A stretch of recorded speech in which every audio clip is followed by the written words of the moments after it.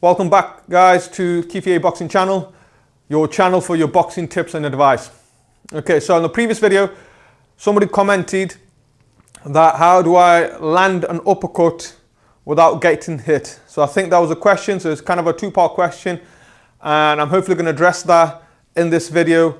I'm going to split it into how to land an uppercut and hopefully how not to get hit while landing the uppercut. Now, as a coach, ideally, you want to be seeing somebody training, you want to see people sparring, and then you can pick up the mistakes whilst watching them and give them tips and find them solutions and find out what they're doing wrong and correct them. Okay? Just reading the comments on YouTube can be quite difficult because I don't know the situation. One thing I can do is just give you some generic tips around boxing. So in this situation, tips on how to land the uppercut and how not to get hit as well. Okay, so I'm hoping this generic tips and advice can be helpful to the person who commented and to anybody else as well. Like before, some of the tips might not be suitable for you. You might not be able to pull them off, but I'm hoping one or two tips are good for you that you can take it on board and help you improve your boxing and help you improve your uppercut and not getting hit while you're throwing uppercut. So big, massive thank you for the person who's left that comment, and I appreciate all the comments and feedbacks. I ask that you guys keep them comments coming in, keep any feedback coming in, and I'm hopefully whatever I can help with, I will look into it and help you guys as well. Okay, so let's get into the video of landing the uppercut and not getting hit as well. Okay. Let's just focus on the uppercut itself, okay, before thinking about how not to get hit while landing it. So there's some tips around the uppercut, okay? You need to know that there are two uppercuts, okay? There's a long range uppercut and there's a short range uppercut, okay? Long range is where obviously you're at a distance from an opponent and you're delivering it from a distance at a long range rather than having a fighter up close and landing it short and directly up, okay? Now, both are brilliant, okay? Both are brilliant, both got a purpose, both got a place in boxing, and you need to know how to do both of them, okay? Now, boxers who are boxing at a distance will throw a lead hand uppercut from a range or even a rear hand one, and those who are short and stocky and coming in, fighters, close fighters, they will tend to throw an uppercut directly straight from here rather than letting it go out, okay? So, a couple of points here is that one is that you do not want to telegraph that your uppercut is coming, okay? You don't want to load up. So if I'm fighting somebody and all of a sudden I'm doing this, they're going to know that my punch is coming from here, okay? So if I'm going to bowl it, they know it's going to come from here. Now, some guys in history have bowled an uppercut, okay? They even showboat, and all of a sudden, boom, okay? You can get away with it. But textbook, obviously, and for novice level, that you got to understand that when you load up on a punch, you're showing that person, you telegraph to that person, I'm going to come from what angle and with what punch. Okay, so the first thing is don't load up on your uppercut. Don't go from here, landing it, okay? Get yourself in, and it has to be from your guard, short and coming up, okay? Another tip here is, obviously, when it comes to the uppercut, it has to be a direct uppercut, okay? So if I show you my guard, so if someone's in this guard position here, the gap is between the two arms is about that much, okay? Now, if I'm coming from an angle, I'm most likely going to catch, if I'm coming from an angle here, I'm going to catch the arm or the elbow, okay? So what I want to do, I want to make sure my uppercut is direct. So right in front of me there, between the two arms, boom, right in front of me there. Even if it's a short one, okay, or if it's a long one, I want to make sure it's coming straight up directly where I want to hit the person, okay? Another tip here, I've noticed some people do this, is the positioning of the hand. Now the textbook is that your hand has to be in this position here, okay? So your knuckles, all four knuckles, they're going to land on the target, okay? I have seen people do it where they're landing an uppercut with this position rather than this position. So you're working on that front top knuckle, the big knuckle there, they're working onto that there, okay? Now, why they do that is because the hand that way is wider, especially when you've got a glove on, it's wider than it is this way. So if it's a tight guard, okay, you can still get a hand in, basically. A few things you want to make sure you do not land your thumb when you're doing this, okay? You do not land it and you don't land it with a loose hand that you end up hurting the wrist, okay? You got to make sure it's tight. You make sure your thumb is down and you're actually just aiming for that knuckle there to land. Okay. Now some people do it and it looks good and it works. Okay. Others won't do it. Okay. Textbook, we won't say do that. We will say make sure you land it this way so the whole hand hits it and you twist it into it. Okay. But I have seen people do it and get away with it, and I'm thinking, yeah, I appreciate that. That works. I have seen people do it, especially in sparring. They do it and they get away with it. Okay. Okay. Another tip with the uppercut is actually dipping and coming up with it. So not just letting your hands go with it. It's actually dipping and coming up. Okay. This is more powerful. You're dropping down and you're coming up with the body. That's more powerful. Okay. So if you watch from the side angle, there, up. Okay. Down, up. Ideally, that's what you do, because you're dipping under the guard and you're coming up with the hand.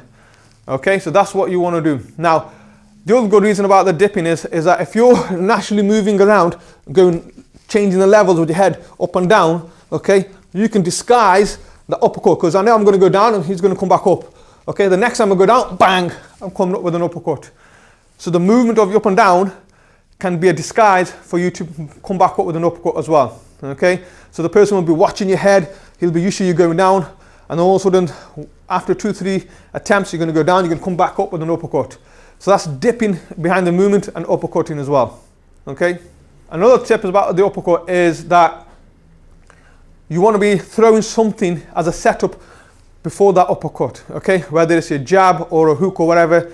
Now let me give you an example. So if I'm throwing a jab and a lead hand uppercut, I'll throw that jab to put him off and straight into the uppercut. Okay, I'll throw a jab and a rear hand uppercut. Okay, what I'm doing with that jab is I'm stepping in closer so I can land it. Number two, while I'm throwing the jab, I might end up moving that hand, creating more of a gap.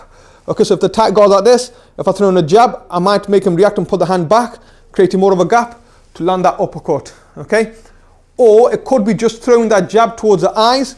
So once they're blinded, once a hand moved, the uppercuts come straight after. There, bang. Okay, so I'm using that jab as a blinding them and then throwing the uppercut behind it. And that's generally speaking what people do with the lead hand punch and the follow through with the backhand punch as well. Okay, so throw a punch and then let the uppercut come behind it. Another one is throwing the hook, lead hand hook, and then following through with the right uppercut.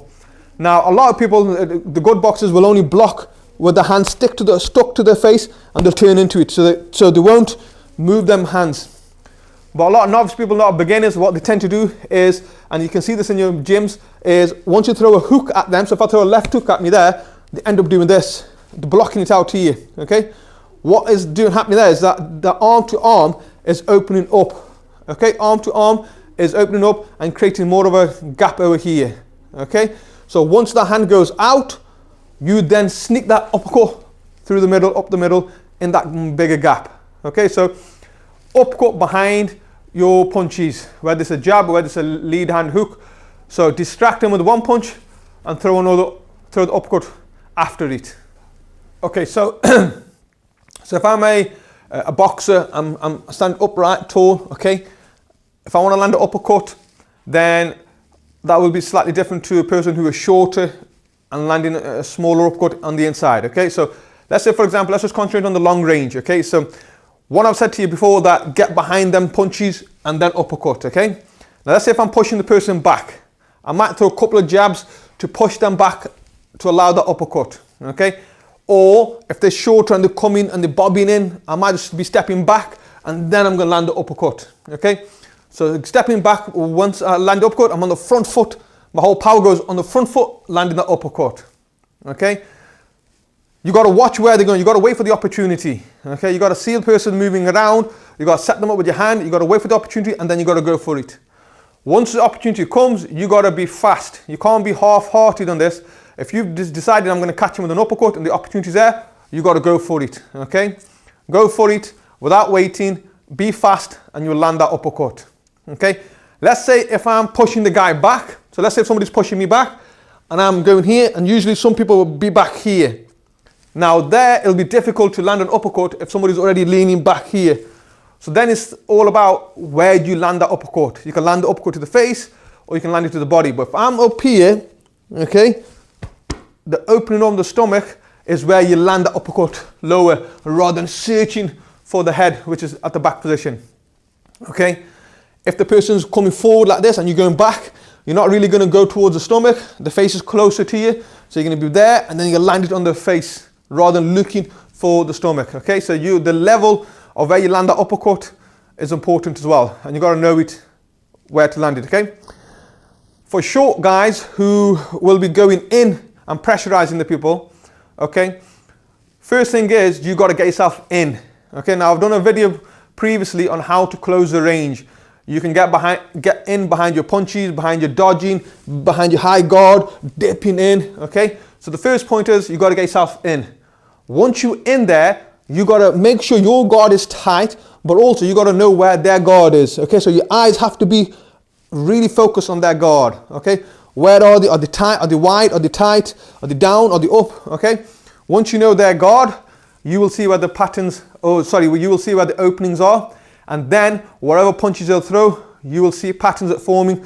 So if they throw a hook from here, more of a gap, you'll be able to get that uppercut in.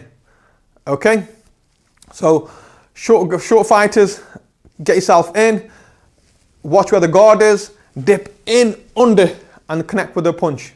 Okay, so that's the uppercut. That's tips on the uppercut, tips for taller fighters, boxers, and tips for shorter guys who are going in. Okay, now how can you land the uppercut without you getting caught? Now this is generally, how can you land a punch without getting caught?